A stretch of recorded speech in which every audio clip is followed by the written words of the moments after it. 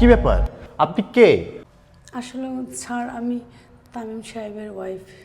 তা এখানে দাঁড়ায় আছেন কেন? ভিতরে যান। আসলে স্যার আমি আমার হাজবেন্ডের জন্য খাবার নিয়ে এসেছি। খাবার আনছেন, তাহলে ভিতরে যান। না না স্যার, আমার হাজবেন্ড চায় না যে আমি ওর কাজের জায়গায় আসি, তাই আমি এই জায়গায় দাঁড়ায় আছি। আমার হাজবেন্ড যদি কখনো বের হয় তাহলে আমি ওর কাছে খাবারটা দিয়ে আমি চলে যাব। আরে কি বলেন, কোনো সমস্যা নেই, আপনি খাবারটা নিয়ে আপনি আপনার হাজবেন্ডের কাছে যান, কোনো সমস্যা নেই, যান। না না স্যার, আমার হাজবেন্ড চায় না যে আমি আমার হাজবেন্ডের কাজের জায়গায় আসি। আর আমার হাজবেন্ড যদি জানে সত্যি অনেক রাগ করবে। আর আমিও চাই না যে আমি আমার হাজবেন্ডের কাজের জায়গায় আসি, কারণ আমি আমার হাজবেন্ডকে অনেক ভালোবাসি। আপনি ভালোবাসেন ঠিক আছে, তাহলে কেন আপনি আপনার হাজবেন্ডের কাছে যাবেন না? আপনি যান। না না স্যার, আমি তো আপনাকে বললাম যে আমার হাজবেন্ডের কাছে যাওয়া যাবে না, আমার হাজবেন্ড অনেক রাগ করবে। যদি আপনি পারেন আমার খাবারটা নিয়ে আমার হাজবেন্ড একটু দিয়েন প্লিজ। না না না না, রাখেন, আপনার কাছে রাখেন। আমি আপনার হাজবেন্ডকে কল দিচ্ছি, আপনি আপনার হাজবেন্ডের সাথে দেখা করেন। না না স্যার, আপনি আমার হাজবেন্ডকে কল দিয়েন না, আমার হাজবেন্ড কিন্তু অনেক রাগ করবে। না না, রাগ করবে না, আমি কল দিচ্ছি না, ও আসবে, আপনি কথা বলেন তার সাথে।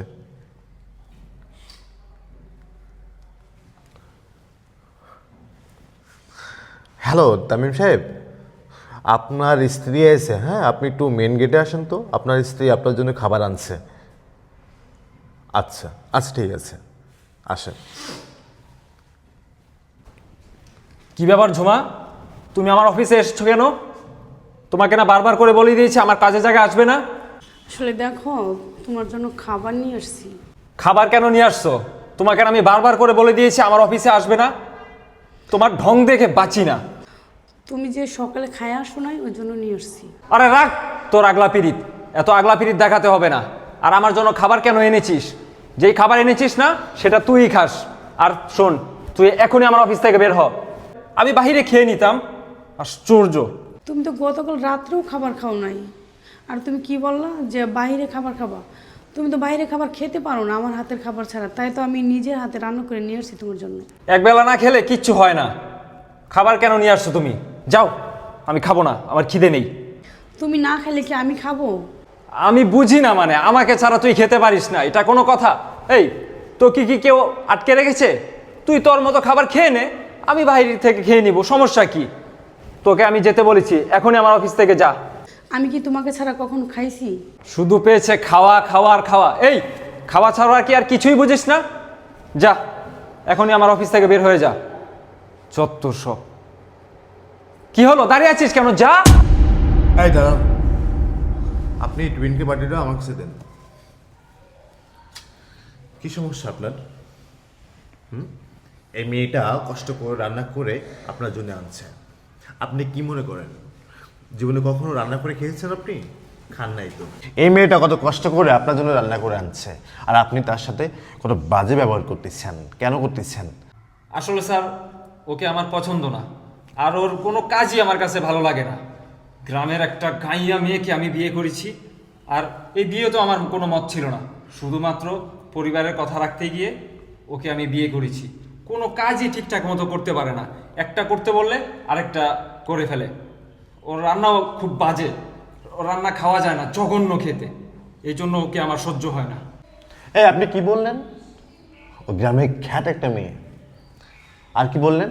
যে আপনার বাবা মা তাকে জোর করে আপনার সাথে বিয়ে দিচ্ছে।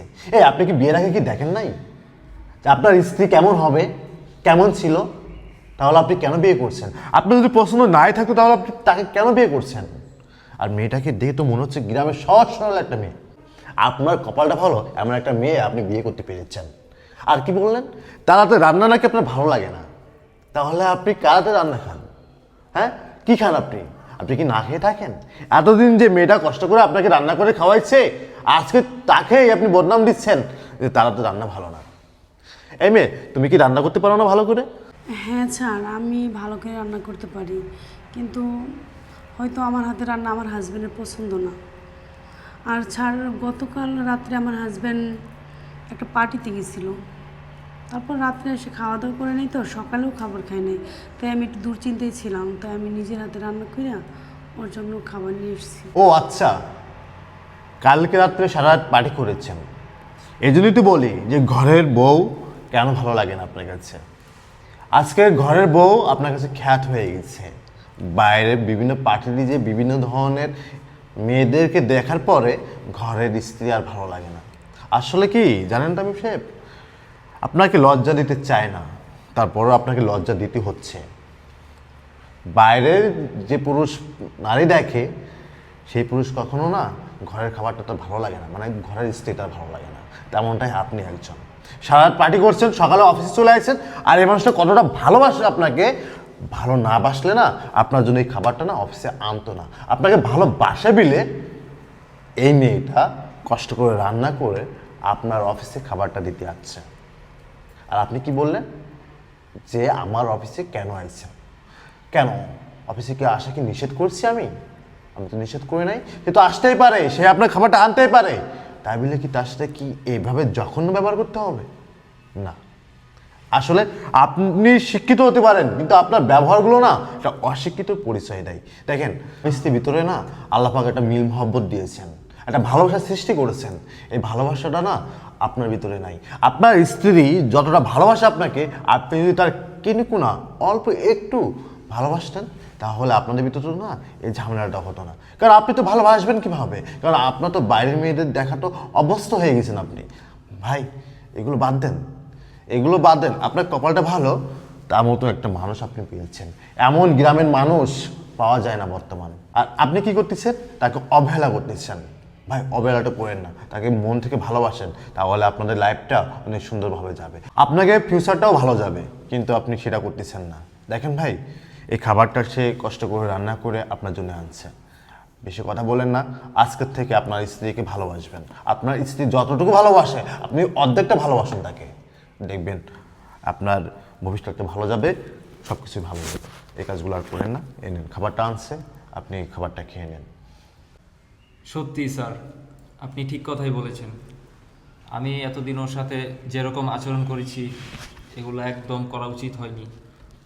আর ওকে আমার পছন্দ ছিল না, কিন্তু কি করব, বিয়ে যেহেতু একবার হয়ে গিয়েছে তো সব কিছু মানিয়ে নিব। আমি আমার আচরণের জন্য সত্যি খুবই লজ্জিত।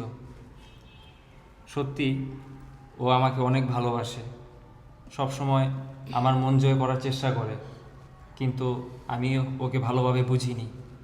ঝুমা, তুমি আমাকে মাফ করে দিও। আমি তোমার সাথে অনেক খারাপ ব্যবহার করেছি। আগামীতে আমি আর কখনো তোমার সাথে এমন বাজে ব্যবহার করব না। তোমার সাথে যা আচরণ করলাম তার জন্য আমি আন্তরিকভাবে দুঃখিত। আচ্ছা ঠিক আছে, যান, আপনি যাই খেয়ে নেন। যান, যান, আপনিও যান আমার সাথে।